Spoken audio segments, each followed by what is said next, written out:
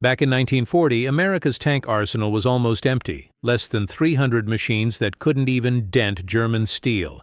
But in just 2 short years, a revolutionary fighting machine would emerge from factories every half hour. Meet the M4 Sherman, a tank designed to rescue an entire military from catastrophe. While history books celebrate its dependability and massive production numbers, the real story behind this Sherman tank begins with panic-driven decisions, hasty trade-offs, and combat results that military leaders never fully acknowledged back then. Was this legendary war machine a reliable workhorse, a dangerous trap, or something much more complex? To grasp how America's risky tank bet transformed World War II's outcome, we must begin with a disaster nobody anticipated.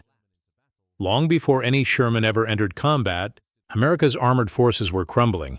Army documents from 1940 showed less than 300 tanks total, mostly practice vehicles or thin-skinned machines like the M1 combat car and M2 light tank. None could match German panzers, and none could be manufactured in meaningful quantities. The wake-up call arrived with Germany's lightning war through France. Complete armies destroyed in days, not months. American military leaders suddenly understood their strategy.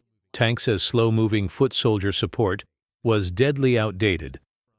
The Army frantically searched for solutions, but America lacked proper tank manufacturing plants, mass assembly systems, and time for testing. Racing against time, the Weapons Department greenlit an emergency measure, the M3 Lee. This was a desperate compromise. American designers couldn't squeeze a 75mm cannon into a spinning turret yet, so they mounted it in a fixed side compartment. A tiny 30-centimeter gun went in a turret on top. What emerged was a towering, clumsy beast housing 6 cramped crew members: commander, driver, gunner, loader, radio man, and co-driver.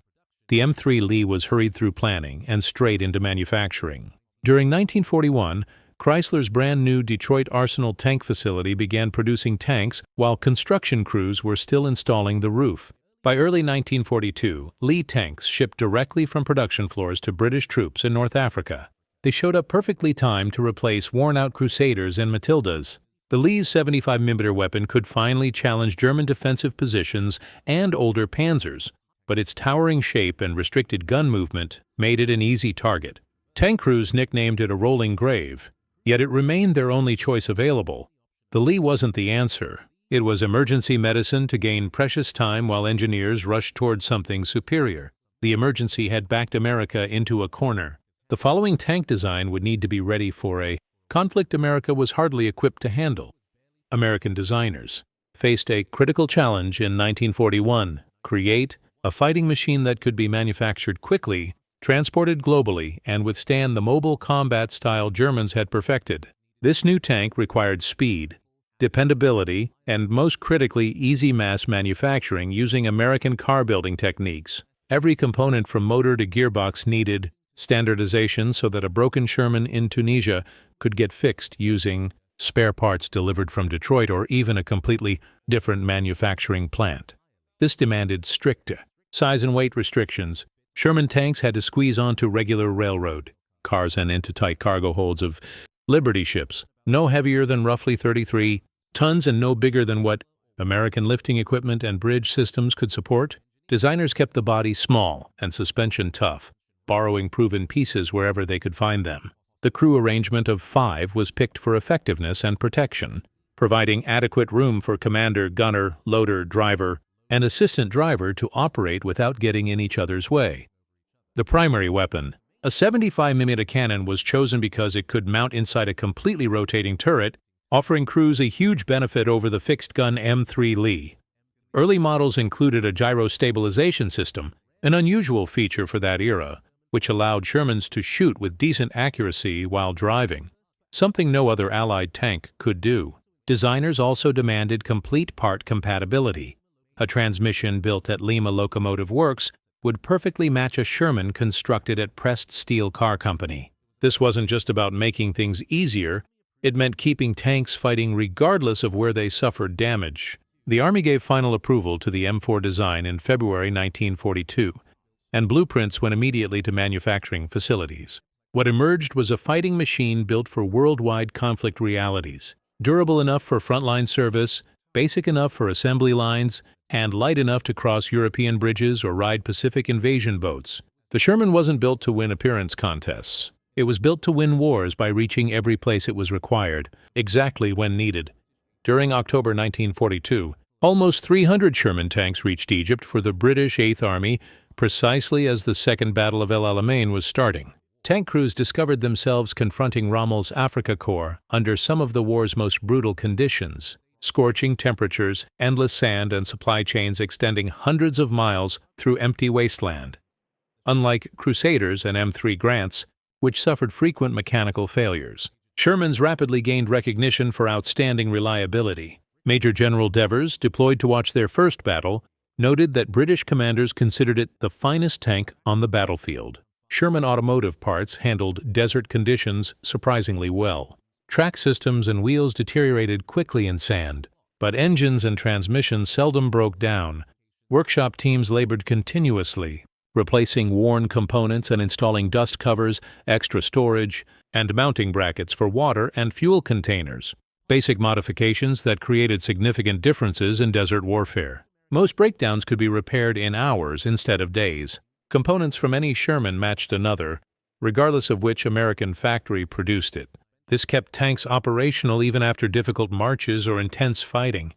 For crews accustomed to Crusaders' fragile suspension and overheating motors, Shermans felt like jumping into the future. Rather than losing half their tanks to mechanical problems before battles even began, British units could rely on Shermans being ready when attacks started. The 75mm gun positioned in a fully rotating turret allowed crews to attack enemy positions without revealing the entire tank, and the early stabilization system gave them a real opportunity to strike targets while moving, something impossible in competing tanks. The genuine dangers came from buried mines and German 80mm anti-aircraft weapons turned sideways, not from mechanical troubles that had cursed earlier designs. Desert reliability wasn't simply a technical achievement. It meant more tanks in action, more frequently, shifting the advantage during El Alamein and building Allied trust in this new American machine. During the war's peak, American manufacturing plants produced a Sherman every half hour, totaling more than 50,000 machines. This achievement wasn't simply about quantity. It focused on maintaining tanks in combat and preserving crew lives. The production line marked just the starting point. Designers and plant workers throughout 11 facilities concentrated on far more than manufacturing speed. They maintained constant attention to quality standards. Every Sherman, regardless of its construction location, used identical components. A gear system from Lima locomotive would perfectly match a tank from pressed steel. This type of uniformity meant a Sherman destroyed in France could return to action within days rather than weeks, using any available replacement parts. However, the genuine breakthrough emerged from paying attention to tank crews. Original Shermans contained a fatal weakness: shell storage compartments in the side sections directly above the treads, with zero protection. When enemy projectiles broke through, tanks frequently exploded into flames. Between 1942 and 1943, almost 70% of damaged Shermans caught fire. Military reports labeled this situation intolerable. The solution, called wet storage, was straightforward yet highly effective. Shell containers were relocated to the floor and enclosed in water-filled protective sleeves. When projectiles struck, the liquid would extinguish flames or delay them long enough for crews to get out. Following this modification, fire incidents dropped under 20%. This single improvement rescued thousands of lives. Additional enhancements continued. Larger escape hatches with spring mechanisms for rapid exit provided crews with better survival chances. Gentler American steel, unlike Germany's fragile metal sheets, created less deadly fragments inside when struck. Average deaths per destroyed Sherman fell to approximately 1.3 crew members, below some competing tanks. The legend of Shermans being death traps disappeared as evidence accumulated. What counted most wasn't just how many tanks left factories, but how many crews returned home safely.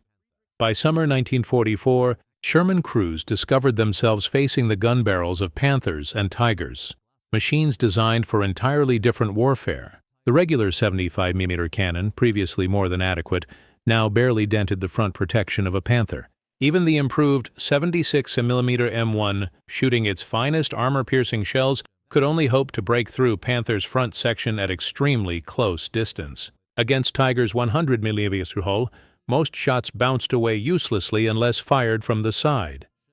British engineers responded with the Firefly, cramming a 17-pounder cannon into Sherman's turret.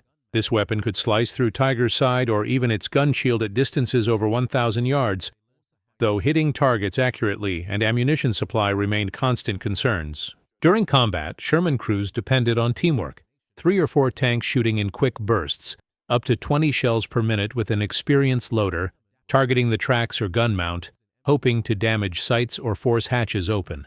Outmatched in firepower, they learned to battle as a group, moving quickly, attacking from sides, and trusting that heavy shooting and coordination might change the odds, even briefly. Sherman tanks didn't simply fight. They evolved repeatedly. When a Sherman got knocked out, rescue teams in M32 armored recovery vehicles worked through darkness, pulling damaged tanks from battlefields. About half the Shermans disabled in fighting were fixed and returned within days. This process kept Allied forces supplied with armor, even following severe losses. Sherman's standardized components made repairs fast, whether damage came from mines, shells, or motor problems. Meanwhile, engineers kept discovering new roles for the basic design. On D-Day, swimming Sherman DD tanks rolled off landing boats and floated toward beaches, providing foot soldiers immediate fire support. Other Shermans crossed rivers, removed mines, or created smoke screens, all using the same fundamental platform. No matter the mission or setback, Sherman's design ensured there was always another tank ready to move. When the war ended, over 49,000 Sherman tanks had emerged from American manufacturing facilities, an industrial achievement no other Allied tank matched. Sherman's design was driven by urgent necessity, quick deployment, mechanical dependability, and flexibility across battle zones. Military combat records prove its 75mm gun outperformed early enemy armor but fell behind late-war German machines. Factory documents and battle studies demonstrate that moving ammunition to the floor and using wet storage cut catastrophic fires from nearly 70% to below 20%. Crew death rates averaged 1.3 per destroyed Sherman, lower than many rivals. Today, military historians agree the Sherman wasn't invincible, but its quantities, reliability, and supply advantages proved decisive. The Sherman wasn't a legendary supertank, nor simply a death trap. It was a practical answer that helped secure Allied victory.